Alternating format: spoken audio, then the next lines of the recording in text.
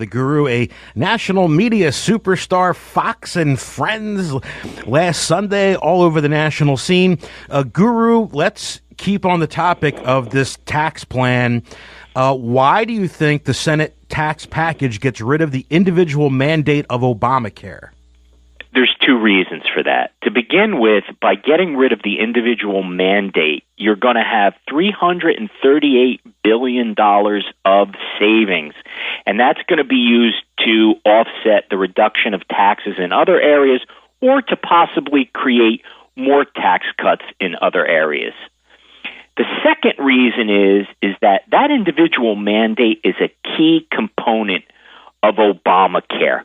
And without that, you really put Obamacare in jeopardy. So I want to focus in on that because this kind of came out recently that the individual mandate in the Senate plan was going to be eliminated.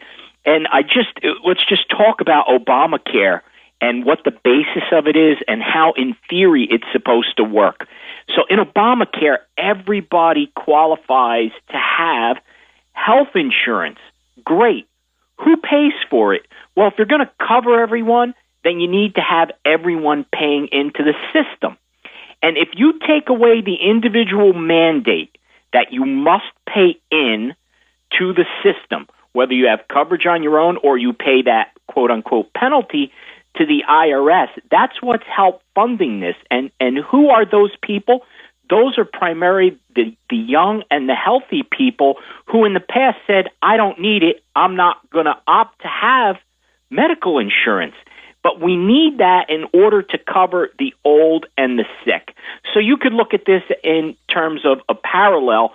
If you look at it like Social Security, in theory, and I want to stress, in theory, everyone pays into Social Security so you can pay for everyone who's going to collect in retirement. If you had a situation where young workers decided or were not obligated to pay into Social Security, the entire system would ultimately fail. So it would accelerate the time where Social Security would run out of funds. That is what will happen with Obamacare if you eliminate the individual mandate. You will not have everyone paying in order to sustain the system, and therefore it will ultimately fail, and that failure will be accelerated. And it's almost like a backdoor way of getting rid of Obamacare because it simply won't be able to sustain itself.